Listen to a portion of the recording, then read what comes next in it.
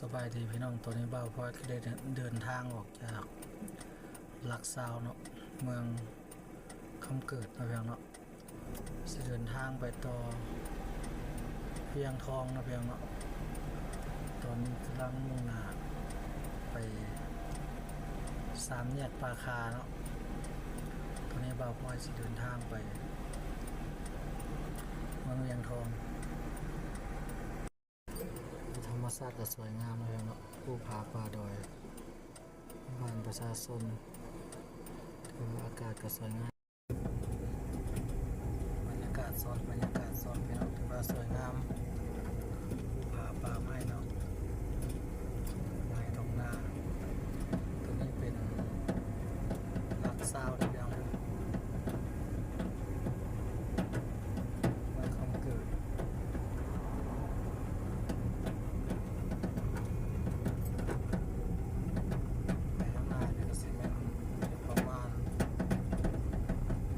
ไปลักน้อยเนาะโคตรสามแยกปาคาเมืองเวียงทองนะครับ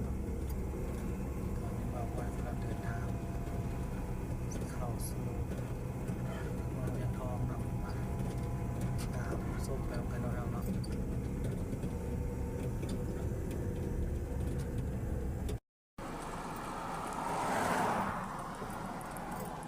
ถือว่าธรรมชาติสวยงามพี่น้องเลยเป็นภูเขาสวยงามเมืองคำเกิดลักซาวนะครับ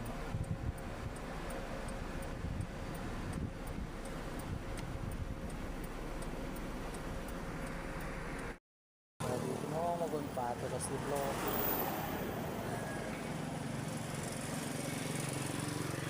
ปลากินหญ้าไม่หลับปลากินหญ้านั่งได้ปากเลยปากก็นั่งเนี่ยเขาเจอเด้อปลากินหญ้าพี่น้องตัวละ10 โลตอนบ้านควรจะ ขายน้ำมันได้ผู้ขายนี่ได้อยู่เนอะมัน มีค่าขายปลาบ้านกวนจันทร์ เป็นมาช่วงเนอะ ปลาตัวละ10 โลไงเท่ไงวะ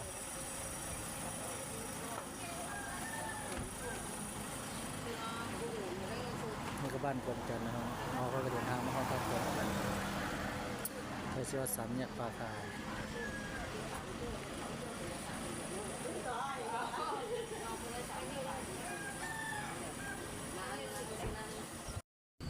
สบายดีพี่น้องนี่ก็เป็นน้ำหินบูนเขาก็ตัวนี้คือซีเมนต์ส้มภูธรรมชาติสวยงามนะครับเนาะตอนนี้บ่าวพ่อก็จะเดินทางเข้าไปสู่เมืองเวียงทองนะครับเนาะถือว่าได้ข้ามครัวตัวนี้ครับซีเมนต์สายน้ำหินบูนเท่านี้แหละ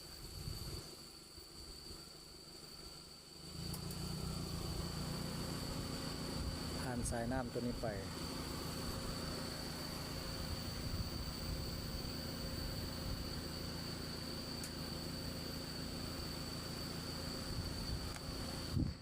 สวัสดีพี่น้อง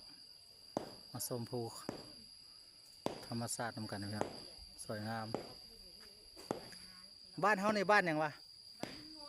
บ้านหินงนเนาะพี่น้องเนาะพี่น้องบ้านหินงนเพิ่นก็ซื้อผ้าซอยผู้ละดวง2 ดวงขอมุกขอบใจเพิ่นเด้อ ตอนเพิ่นซื้อบ่ทายพี่น้องตอนสินี้ยังทาย ขึ้นบ่ออก เพิ่นอุดหนุนผ้าน้ำบาพลอยผู้ละดวง2 ดวงขอมุกขอบใจเพิ่นหลายๆอยู่ดีมีแห้งบุญคำนำสู้เด้อผู้ละดวง2 ดวงบ้านหินงนเฮาเนาะเมืองเวียงทองเมืองเวียงทองพี่น้องเลยบาพลอยก็ว่าสิออกแบบเพชรเงินแบบนี้แหละพี่น้องเลยผู้ใดอยากซอยปุ่นจักเป่าก็ซอยบาพลอยได้เด้อขอบใจหลาย สมธรรมศาสตร์แบบกันเนาะพี่น้องเนาะขายผ้าไปนำหาเงินซื้อปูนไปพร้อมพี่น้องเลย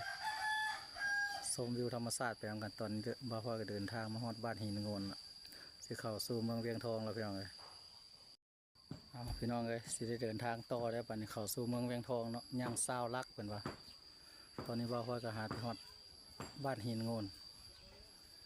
เดินทางต่อนะพี่น้องเนาะชมธรรมศาสตร์ทำกันสวัสดีพี่น้องธรรมศาสตร์สวยงามมาเลยภูเขาชมธรรมศาสตร์นะครับเนาะนี่ก็เป็นบ้านหินงนนะครับเนาะเมืองเวียงทอง ออย่างเนาะซื้อฟอยล์ซื้อผ้าซื้ออย่างซอย คอยเนี่ยตลก ตัวนั้นน่ะ30,000นาใหญ่นาใหญ่พี่น้องนาใหญ่ดีเด้ไปลอยจักเดือนแล้วจักเดือนแล้วได้จักเดือนแล้วผู้ชายผู้หญิง ใช่ ใส่เป็นตาสร้างแท้ตาใส่มกล็อกอยู่บ้านเนี่ยตาใส่มกล็อกอยู่เป็นตาสร้างแท้ไอ้บ่าวเวียงทองนี่นะไอ้บ่าวเวียงซองไอ้บ่าวหินโงนนี่นะมาซื้อขนมวะ ซื้อขนม ซื้อขนมได้ละบ่สบายดีพี่น้องตอนนี้บ่าวพ่อยกับสิเดินทางเข้าสู่ชาวเมืองเวียงทองแล้วเนาะยินดีต้อนรับเนาะเข้าสู่เมืองเวียงทองแล้วตอนนี้นะมาชมธรรมชาตินำกันไปเพียงเลือกผู้ป่าป่าโดยบรรยากาศถือว่าสวยงามเลยเนาะมีฝนเนาะท้องฟ้าครึ้มๆหน่อยหนึงเมื่อเช้าเนี่ยก็มีฝนหน่อยหนึงตอนนี้ก็ถือว่าบ่มีฝนนะครับเนาะชาวเมืองเวียงทองยินดีต้อนรับนะครับเนาะเอามาติดตามชมไปพร้อมกันพี่น้อง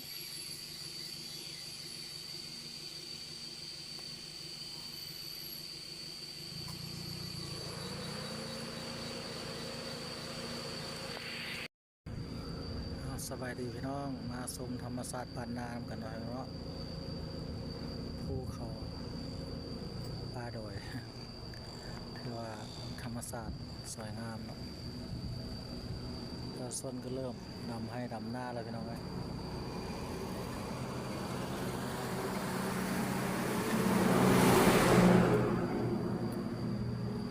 ธรรมศาสตร์สวยงามเมืองเวียงทองเรียงเนาะให้อยู่บกไก่ป้าพ่อก็ที่เดินทางเข้าฮอดเมืองเวียงทองแล้วเนาะ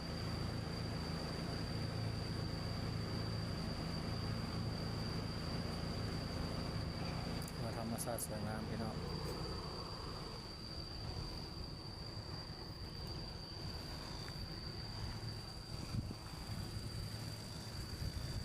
ตาส่วนกำลังดำให้ดำหน้าอยู่ตรงนี้พี่น้อง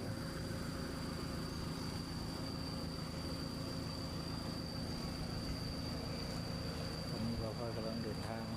สิเข้าสู่เมืองเวียงทองกันยังบ่ไกลมาเลยแล้วเนาะชมธรรมศาสตร์น้องกันพี่น้อง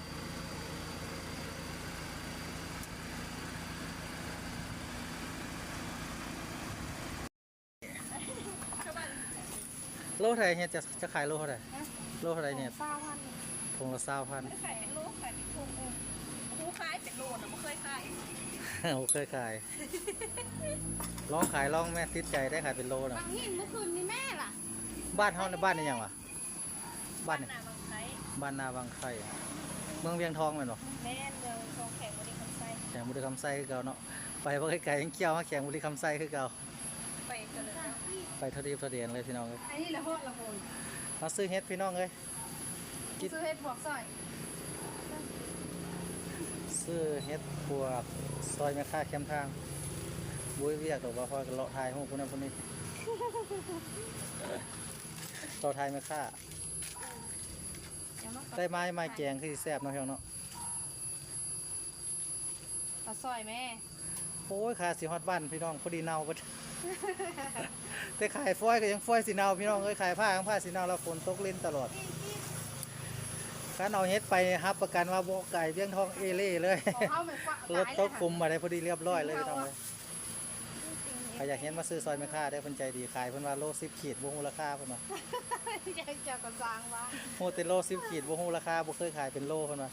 เคยขายเป็นถุงละ20,000ป้าพี่น้องถุงละ20,000ถุงบักใหญ่ เออ ๆโอ้คันข่อยมัวสิเมื่อเขาอยู่ใกล้ข่อยเมาเบิดเลยพี่น้องเอ้ยได้ประมาณ4ขีดพุ่นนี่นะ4-5ขีด20,000กีบเฮ็ดปวกตาบพี่น้องเอ้ยเพิ่นทำบ่ได้ขายเป็นโลแต่เพิ่นติดเซซิงซื่อๆพี่น้องเพิ่นบ่ฮู้ถุงละ20,000กีบ20,000กีบได้ประมาณจักขีด 5 น่ะ ขีดไอ้นี่ 5ขีด20,000พี่น้องเอ้ยเป็นตะกินนี่เนาะ5ขีด20,000เนาะแม่ค้าเวียงทองเพิ่นก็ขายถืออยู่ได้พี่น้องเอ้ยเฮ็ดปวกอยู่เขตเวียงทองเนาะ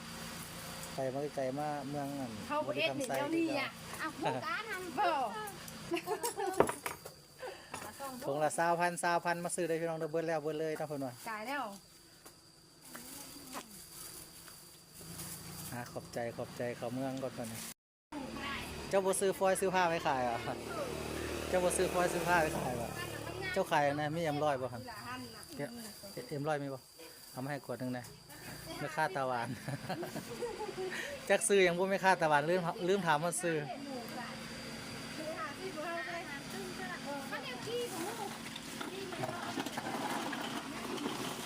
กดเท่าใดเอ็มร้อย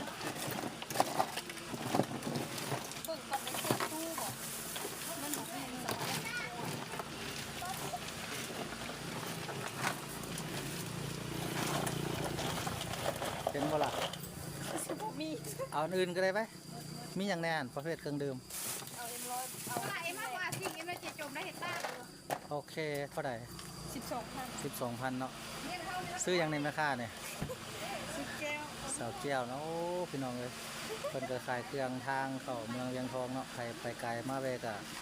มาแวะอุดหนุนเพิ่นเด้อแม่ค้าเพิ่นใจดีพี่น้องเลยอยากกินหยังก็มาแวะเพิ่น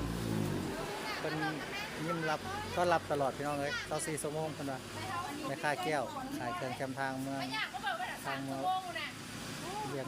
ทองนะเพิ่นเนาะบ่าวพอยก็เดินทางมาฮอดอ่ะเจ้าหน้าที่เข้าสู่เมืองเวียงทองลองติดตามชมต่อไปนะครับเนาะ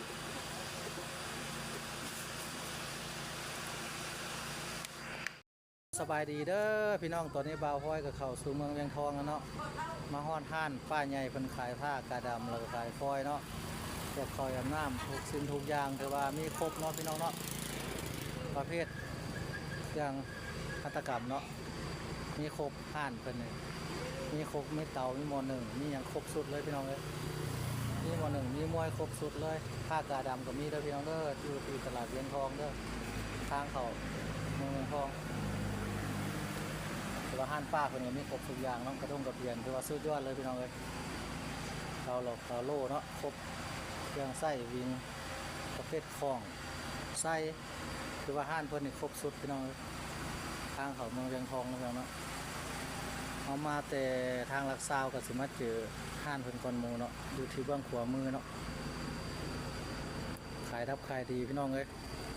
ใครไปไกลมาแวะก็มาอุดหนุนป้าเพิ่นให้เด้อไหไม้ไหมวยก็มีครบทุกอย่างเครื่องแจ็คสันพี่น้องธรรมชาติบ้านนาเป็นเครื่องแจ็คสันนะพี่น้องเนาะเครื่องหัตถกรรมบ้านแมนเมืองกับแมนเนาะพี่น้องเนาะบ่าวห้อยก็เดินทางมาฮอดเมืองเวียงทอง